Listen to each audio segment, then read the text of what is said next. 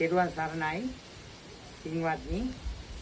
ගණේකන්ද ඓතිහාසික රාජමහා විහාරස්ථානයේ 4 වෙනි වීඩියෝ එක අපි මේ කරන්න බලාපොරොත්තු වෙන්නේ. ඉතින් පින්වත්නි මේ දවස්වල යහිබර කාලගුණ සත්‍යයක් තියෙන කාලයක්. අපේ මේ බෝධීන් වහන්සේ සම්පූර්ණ වැඩ නිම කරගන්න අපිට උදව් කරේ ලහිරු මල්ලි කියන ඒ සහෝදර පුතා.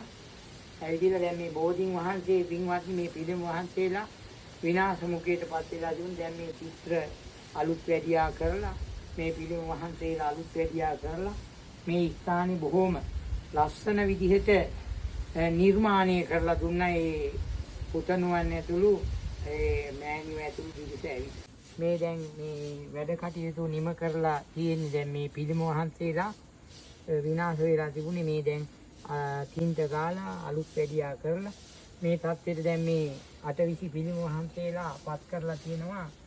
ඒ පතල්හන්දිය ප්‍රදේශයේ ලහිරු පුතා ඇතුළු මේ මෑණියෝ ඇතුළු පිරිස. ඉතින් පින්වත්නි මේ වටිනා කියන පින්කමක් මේ අටමහා ගණයට අයිති පින්කමක් මේ කරලා තියෙන මම සතුටු වෙනවා. ඒ සම්බන්ධව ඒ හැම කෙනෙකුටම අපේ කෘතඥතාවය පළ කරනවා.